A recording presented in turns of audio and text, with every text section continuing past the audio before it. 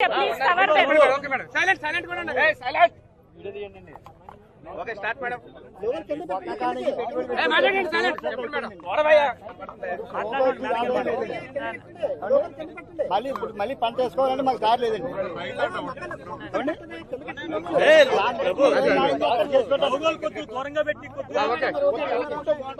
ఈరోజు కాకినాడ జిల్లాలో పెద్దాపురం నియోజకవర్గంలో రైతుల కష్టాలు చూడ్డానికి వచ్చింది కాంగ్రెస్ పార్టీ. ఇక్కడ ఇటీవల వచ్చిన వర్షాలకి ఏలేరు రిజర్వాయర్ ఎగువన నిండిపోయి గేట్లు ఎత్తేస్తే అంత వరదకి ఉన్న కెనాల్ కెపాసిటీ తట్టుకోలేక సరిపోక సామర్థ్యం సరిపోక గండ్లు పడి మొత్తం రైతుల పొలాల మీదకి వచ్చిన పరిస్థితి ఇక్కడ చూస్తున్నాం. ఒకసారి కెమెరాలు అటు తిప్పితే ఒక్కసారి నీళ్లు చూపించండి అమ్మా. పొలాలలో ఉన్న వరద వందల ఎకరాలలో ఈ రైతులే, ఇక్కడ నా చుట్టూ ఉన్న రైతులే వందల ఎకరాలలో నష్టం జరిగింది. దీనికి కారణం ఎవరు అని ఒకసారి ఆలోచన చేస్తే మొట్టమొదటిగా ఏలేరు కెనాల్ వర్క్స్ మోడర్నైజేషన్ ఆధునీకరణ జరగకపోవడం వల్ల ఈరోజు ఇంత విపత్తు, ఇంత ఘోర విపత్తు ఇక్కడ చూస్తున్నాం. ఇంతునిందమ్మా కాలువ, మొత్తం అంతా పుడుకుపోయింది, ఇంత అయింది అని రైతులు చెప్తున్నారు. ఎక్కడికెక్కడ గండ్లు పడ్డాయి. కెనాల్స్ మీద ఎవరే గాని వర్క్స్ చేయలేదు. పుడికలు తీయడం అయితేనేమి, గన్లు నింపడం అయితేనేమి, మోడర్నైజేషన్ అయితేనేమి ఎవరూ ఏది చేయలేదు. కాబట్టే ఈరోజు ఇంత ఘోర విపత్తు అని ఇంతమంది రైతులు చెప్తున్నారు. ఒక్కొక్క రైతుకు ఎంత పెట్టుబడి అయింది అన్నా అని అడిగితే కనీసం 30,000 అయిందమ్మా ఎకరానికి అని చెప్తున్నారు. 30,000 ఖర్చు పెట్టాం, మేమంతా కౌలు రైతులమే. కనీసం ప్రభుత్వం ఇచ్చే రైతు భరోసా అయినా, ఇన్పుట్ సబ్సిడీ అయినా ఏవి మాకు అందలేదు.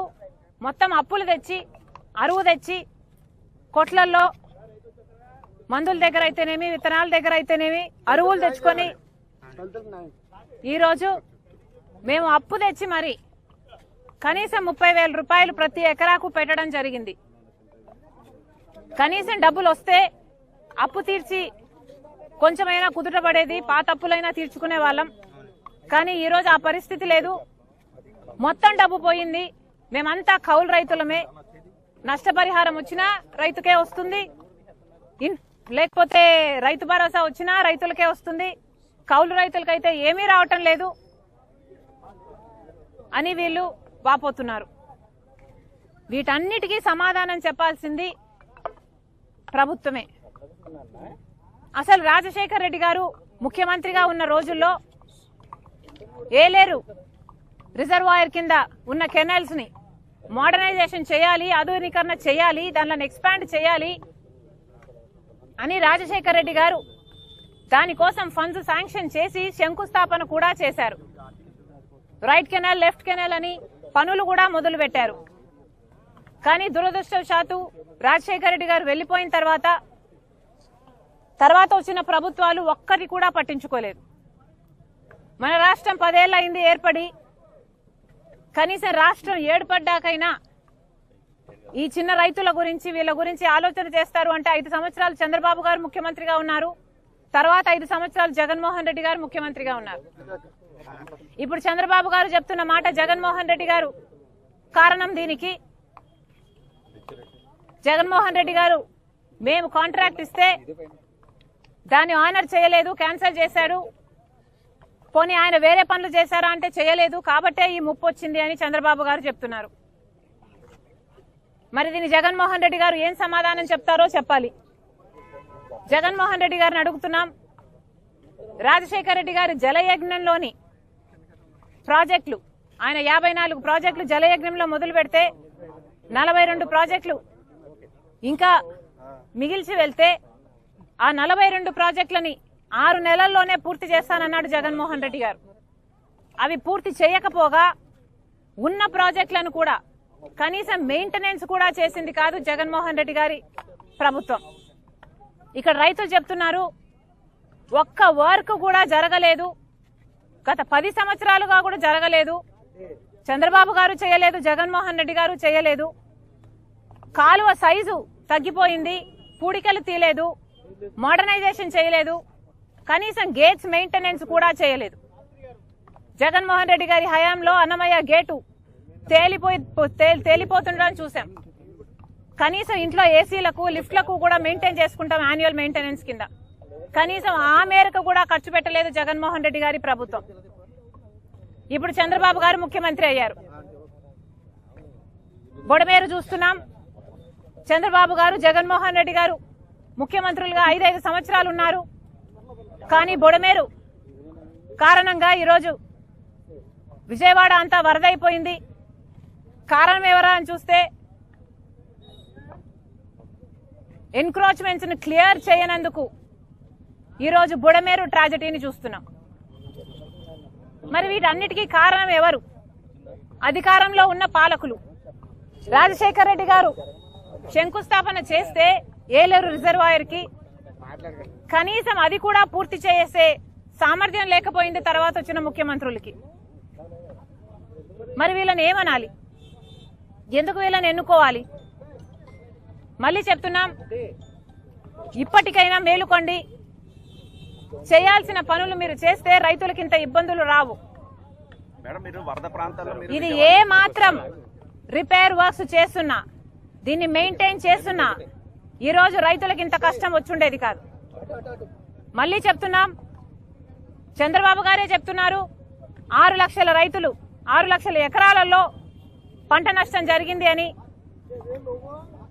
ప్రతి రైతు కనీసం 30,000 రూపాయలు ఖర్చు పెట్టానని చెప్తున్నాడు. నిన్న చంద్రబాబు గారు వచ్చారు, ఇదే జిల్లాకు వచ్చారు, 10,000 రూపాయలు ఇస్తామని చెప్పారు. కానీ చంద్రబాబు గారు 10,000 రూపాయలు సరిపోదంటున్నారు రైతులు. కనీసం 25,000 25,000 ఇయ్యకపోతే మేము కనీసం అప్పులు కూడా తీర్చుకునే పరిస్థితిలో లేము అని చెప్తున్నారు. గత ప్రభుత్వం జగన్మోహన్ రెడ్డి గారు 4,000 కోట్ల రూపాయలు ప్రతి సంవత్సరం రైతుల పంట నష్టపరిహారం కోసం పక్కన పెడతామని చెప్పి రైతుల్ని మోసం చేశారు. మీరు మళ్ళీ అదే చేయకండి. రైతుల్ని ఆదుకుంటామని చెప్పారు, 10,000 ఇస్తామని చెప్పారు.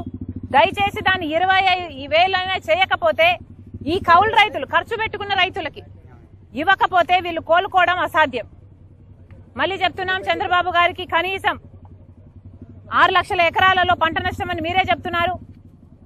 ప్రతి ఎకరాకి కనీసం 20,000 25,000 చంద్రబాబు గారు వెంటనే రైతు కౌలు రైతు ఏ రైతు అయితే ఖర్చు పెట్టుకున్నాడో ఆ రైతు చేతికి ముట్టేటట్టు యంత్రాంగం చూడాలని చంద్రబాబు గారిని డిమాండ్ చేస్తుంది కాంగ్రెస్ పార్టీ. రాష్ట్రంలో కాంగ్రెస్ పార్టీ వెంటనే ఏలేరు కెనాల్ వర్క్స్ కూడా మొదలు పెట్టాలి.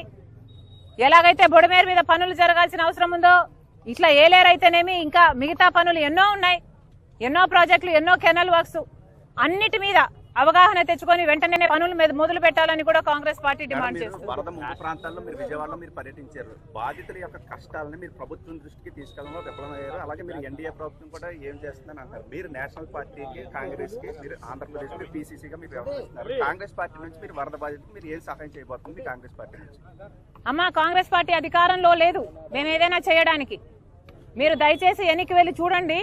గత 3 రోజులైతేనేమి, పోయిన లాస్ట్ వీక్ అయితేనేమి, అంతకు ముందు వారం అయితేనేమి కాంగ్రెస్ పార్టీ నిలబడింది. కాంగ్రెస్ పార్టీ ప్రజల దగ్గరికి వెళ్లడం జరిగింది. మాకు చేతనైన సహాయం చేయడమే కాకుండా ఎన్డీఏని ప్రశ్నించడము, చంద్రబాబు గారు నిలదీయడము కాంగ్రెస్ పార్టీ తప్పకుండా చేసిన విషయము మళ్లీ గుర్తు చేస్తున్నాం. ఎన్డీఏ ప్రభుత్వాన్ని మరీ డిమాండ్ చేస్తున్నాం. ఇప్పటికే 2 సార్లు డిమాండ్ చేశాము. రైలు నీరు అనేది కనీసం విజయవాడ మంచినీళ్లు లేని పరిస్థితిలో ఇప్పుడు విజయవాడ ఉంది. రైలు నీరు విజయవాడ, విశాఖపట్నం ఇక్కడ తయారవుతున్నది.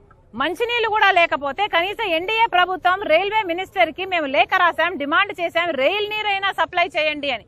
కనీసం మంచినీళ్ళైనా ఇచ్చిందా ఎన్డీఏ ప్రభుత్వం? ప్రత్యేక హోదా ఎలాగో ఇవ్వలేదు. మనకి ఇవ్వాల్సిన మేలులు ఎలాగో చేయలేదు, కనీసం మంచినీళ్లు కూడా ఇవ్వని దౌర్భాగ్యపు పార్టీ ఎన్డీఏ. మేడం రాష్ట్రంలో కాంగ్రెస్ పార్టీ అదే ఇప్పుడు మంచినీళ్ళు మేడం, రాష్ట్రంలో